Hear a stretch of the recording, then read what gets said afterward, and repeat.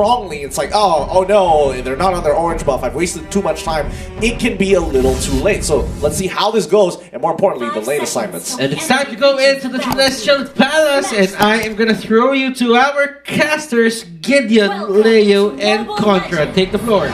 You know, potentially this is going to be the final game between this best of 5 series, or unless RQ is going to change the tempo of the game. But speaking of which, we're already seeing Vin being pressured from the get-go and, well, has to get himself regenerated. Yeah, just look at the way they opened it up. They sent RubyDD in just because they know he can get out no problem. Maybe he walks in safely, at least no problems there. Top side's going to get pressured, bottom side get a little bit of a push, but more importantly, they have mid-prio, so they know exactly which buff they're going to go on before actually looking to consider the invade. Yep, and right now, as we expected, maybe alongside Kid even, forcing out the time for Albert to take that buff, although not as fast or not as slow as they wanted to, so we're still relatively at equilibrium.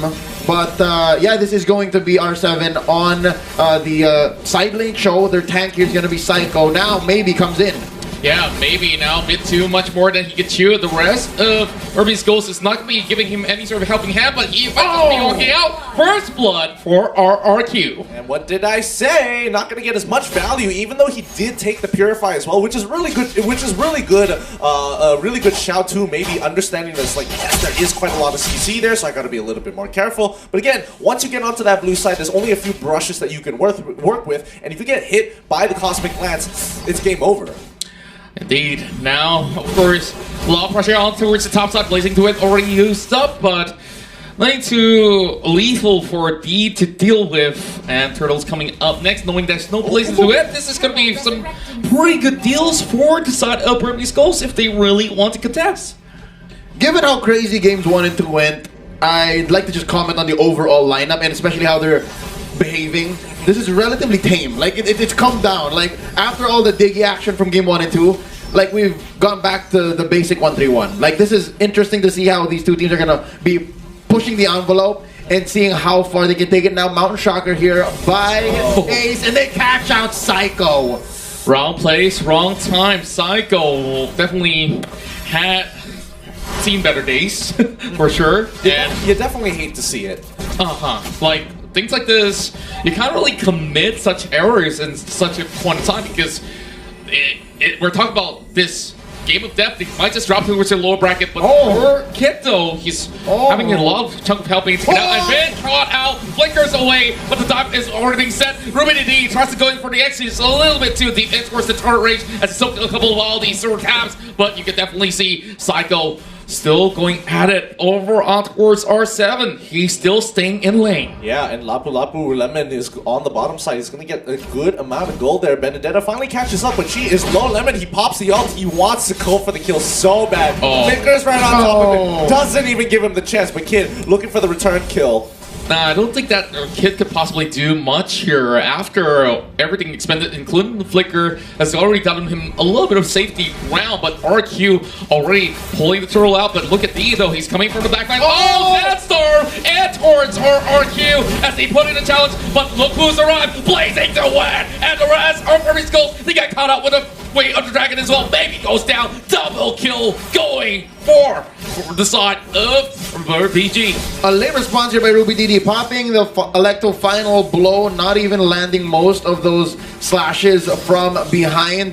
Gotta note, I think RubyDD, this is a good call to actually rotate and leave bottom lane because Lemon's doing something right there because I think RubyDD should have the advantage. He has the high-end drive, he has the whole kit of Benedetta, and against Lapu Lapu, you should be winning more fights than you're losing, so I don't understand. So now I get why he went up here. This might be greener pastures.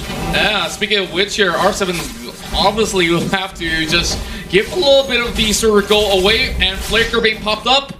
Close one. Not in range of the darkness, but down on, the greener pastures here, D is taking quite a beating, and the Sandstorm Guardian, Quicksand Guard is not going to be enough to take it out, and RRQ going to profit off of this while BG up on top of the top side is going to be trading 1 for 1. It's a mirror. It's a mirror. A little faster on RRQ though. Oh, sorry, I'm a little faster on Burmese Ghouls, but the gold lead is still very significant, about 1,500 here for RRQ in about 5 minutes time. Yeah, and we've already got 4 kills on Albert. Unless they can shut him down right now, then maybe it might just be a little bit of even terms, but we definitely see that they need to actually get Ace back to the head. And speaking of Ace here, he gets caught by Psycho and he gets bursted down by Sylvana with great Imperial Justice. Wow, that was really smart. Vin sets it up and oh wait, hold on, it's not over. Maybe he might be in a little bit of trouble and makes sure that he shows his recall. Can't catch me, but yeah, smart stuff. Oh no, Ruby DD gets caught up after the Electo final blow. Still catches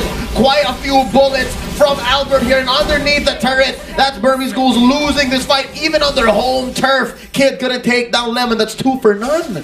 Yeah, and slowly but surely, RQ Hoshi is getting all these sort of leads, and speaking of which, Ace now in trouble once again. Psycho takes all the damage. Wow, look at Vin. He's slowly becoming that mage monster, and D can only hold on for so long. This is interesting positions to be in here, for sure. For sure. But RQ Hoshi finally getting Burmese Ghouls to play their own game, but now the Brilliance comes out. Oh, Albert here returning with the blazing duet, and he times it so perfectly. They underestimated what the rest of RQ Hoshi could have done, and he pays the price by popping the Brilliance for an offensive round. Yeah, maybe here wants a little bit more. He is going to be a little too aggressive, a little too haughty for my taste here. 6 minutes, 30 seconds in, there's a turtle up. I think Ace is just, I don't know, poking the lion. Might get bitten here. Real quick, I think an item check would be in the right timing, because after that turtle take, we're sitting at a close to 4K deficit behind for Burmese Ghouls. Albert already has the Demon Hunter sword. He already has his machete, and I'm pretty sure that's next gonna be a golden staff.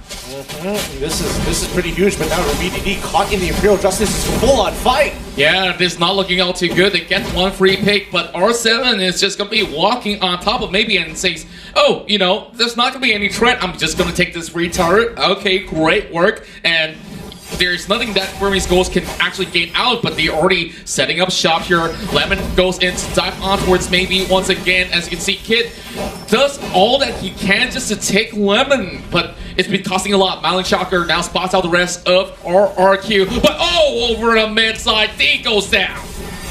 They want to get some more Brilliance. Comes out perfectly. Great dodge, but that's not going to be able to blazing duet comes through. Rotations to try to slow it down, but it's not going to be enough. It's going to be a full-on chase coming in for the Burmese Ghouls. They can't finish. Oh, finally one for Ruby DD. And from the back, a little too deep. Nice knockup by R7. That's going to be Ace trying to run away. That Yusen Shin survives. And up front, it's Ruby DD dancing. Albert finally ends it. 3 for 2 is the final tally. Somebody's got to stop Albert, and as much as they try to do that, Ruby DD has expended everything he can. Electo, you name it. Like, they can't get the grasp on towards this really slippery cloud. And, you know, for Lemon as well as R7, they say, okay, it's worth it to just buy a little bit more of the attention heading in towards the tier 2 over the mid side.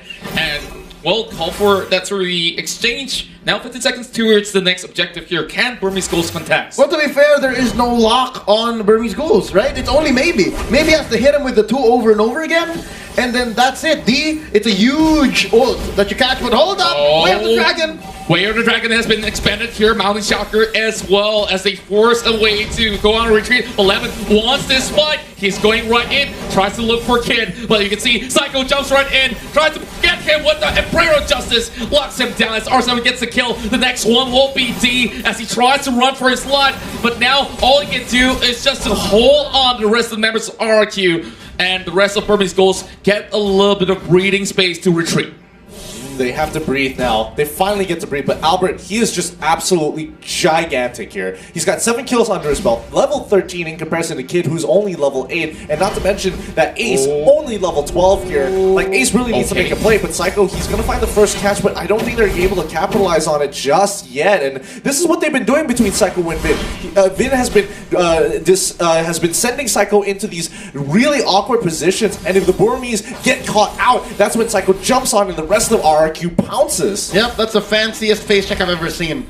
You had to use the diversion just to see. Is anyone there? You could have walked it, but here's another one, obviously. I think the fact that Vin and the Psycho have been pulling this off means Mountain Chakra's not enough. There needs to be more vision. There needs to be a little bit more information outside the Burmese Ghouls to get back here to give Ace more space. But right now, it's looking like Arkiyoshi owning the map. They are ahead about 7,000 gold. For the first time in this best of 5, Arkiyoshi is obviously in the lead now. Wave the Dragon on to D. Yeah, and it seems like they do miss the Sandstorm right there, but Ruby DD is going to be caught out by the Blazing Duet. Going to help the Benedetta as he goes legendary, but maybe now. Oh, just fall back for the moment, and like you said, they can always go in for the backdoor divergence out there, and maybe has pulled in the attention way too much. Psycho catches him off. Yeah, it looks like RRQ have adapted well. They're forcing the Burmese Ghouls to play their game, a very traditional, very classic of style here. They have to kind of get some pressure on towards the side lanes, but again, the macro coming in from RRQ in the lead. They have huge with the Blazing Duet as they take out one and now go for the second. Wow, Ooh. great dance down to land on top of members on side of Hoshi, and Electro has been popped up on top of Lemon as he flickers away, but he does not escape from the grasp of the Benedetta. Ruby DD, as when she gets one, the mid lane now exposed, but at least Burmese Ghouls, they finally catch a couple of members of RQ. Good news and bad news. Good is they shut down Albert. Bad news is they lost all of their out of the base turrets. They only have inhibitors left, so the rest of the map is open. It's going to be hard to go for Lord Contest. It's going to be hard to go for Wave Clear. It's going to be hard to even get your own buffs. So slowly but surely, I think the Burmese Ghouls here are going to want to make sure that they take what they can while Albert is out. But hold up, that's a cancel diversion. In goes Psycho. Oh, Psycho tries to actually goes in for the Lord Steal attempt, but here comes Vin as well. He's catching on towards Kid, but it's not enough. Brilliant's being popped. He's going to be safe. Burmese Ghouls, they do get the Lord. Big news for the Myanmar side as they do have to play with the Spur, and they are preparing for a comeback. Vin. I mean, Vin was trying to do his very best to try to chunk out the main damage dealer, going to be Kid and Ace on their side of the map, but I think overall, very desperate attempt. He probably should have played a little bit towards the back line, waited for R7, and maybe could have potentially baited Burmese Ghouls into a fight that they weren't expecting to get that pick. However, now that that is done, Lord is going to be knocking on their door, and let's see how Burmese Ghouls maximize their goal, because this was their comeback mechanic. Yeah, it's reminiscent of game number 1 where, you know, once they get that Lord, they will be able to just get a lot more of that macro pressure going on. And speaking of macro pressure, you look at Ruby all the way up towards the mid side. He uses the Electo, not really the direction that he could possibly get any sort of a way to escape, but the Lord already knocking on towards the top side here, and it seems like they will be able to save it. Also, check out R7. He's just working, man. He's just working, pushing up this wave, and in comes D. If anyone can afford to like check into things, it should be maybe it should be D. But hold up, Kid gets destroyed. Oh, that's a big one coming in. He just shouldn't build his way in, and well, of course, he did use his Wave the Dragon, but here comes Psycho locking in D with their Imperial Justice as D will be able to walk out alive. But rest of the members of BG, they're focusing their attention on a split 2-2, as the other members just trying to see whether or not will they just dive right in. I think Ruby DD should take care of himself more. Again, that whole defense that turned into the Albert shutdown and eventually to the Lord was only because Ruby DD performed. Ruby DD did so well, and I think if they can protect him a little more and again tell him not to go too deep, maybe 1 or 2 more team fights that go that way, then yeah, Burmese Ghouls can reclaim the map. But right now, if there's another pick off on Ruby DD, RRQ is looking at a quick finish after that. Yeah, and I think I would totally agree with you there, Leo, because again, RRQ, they've got the better front-to-front combat system against Burmese Ghouls. Burmese Ghouls need to get in towards that backside. They need to take out Albert. Albert is gigantic, and he's going to be so hard to catch. He's 8-1 unless he makes a mistake with his Blazing Duet, which he doesn't necessarily even need most of the fights. Yeah, you can already see RQ Hochi is on an automation mode itself. Like, they're so comfortable with this recent meta, and R7 could definitely buy as much time as he wants from all these sort of side lanes, do exactly what RQ Hoshi does best, you know, just pressure from both left and the right wing, and now Vin also gets his big purchases. You know what? I'd like to add to what you just said. Comfortable in this current meta. I'd like to think they're pushing the meta. Save for that whole Diggy thing, like that's a Burmese thing. But for our Q here, James, they've also shown us quite a bit of what they're capable of when they're trying to get creative. But right now, this is just bread and butter. Gotta point out as well, the unsung hero here, Vin. A lot of these engages, a lot of these team fights, a lot of these free pickoffs wouldn't happen without Vin. That's right, and of course, very fair point right there.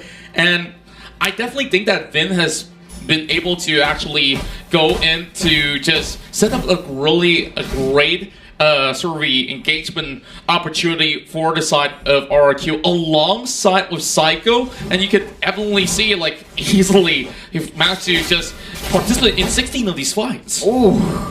I think they need to just slow it down. I mean, like, RRQ Hoshi is just literally waiting for the Lord to come up, have their win conditions at hand, and this is their last push. If Burmese Ghouls is able to defend it, then the gold is not going to matter, and this game is going to drag on until Kingdom Come, until somebody makes that mistake. And right now, R7, he's actually quite a force to be reckoned with, especially when he has Hydra in a 1v1 lane against Ruby DD, who has a slight advantage only because of the battle spell. Well, speaking of which, this is where the Waiter Dragon will connect towards Ruby DD, and in this 1v1, you can obviously see who exactly is winning the trades, as he will call for this to be breaking off. And with the Lord already being out there, RQ Hoshi is having Albert just pulling the Lord out, while the rest of Burmese Ghouls, they're arriving to this scene, and they does get a catch right here. But Lemon, he's really getting all the attention that they need for Albert to come right in for the Blazing Duet. The rest of the members of Burmese Ghouls, they're shredded down as they melt like butter. But Ace, they do get out of this one with a slither health, and D, he cannot really hold off for this defense. Yeah, this is what I'm talking about. Like, Ruby DD is such a big part of this fight, and the fact that R7 just isolated him and now might take him out is such a big deal. Nice use of Sword Intent to run away. Another free dash here for our Benedetta. Ruby DD, oh, he goes on for miles. This is a marathon for his life, and R7, he's not going to give up. He knows you're still there. Nice use of Electro Final Blow, going to be clearing the wave. Lord taken out off camera. Quick solo there by Albert, and this could go forever, and there's the knockout. Yeah.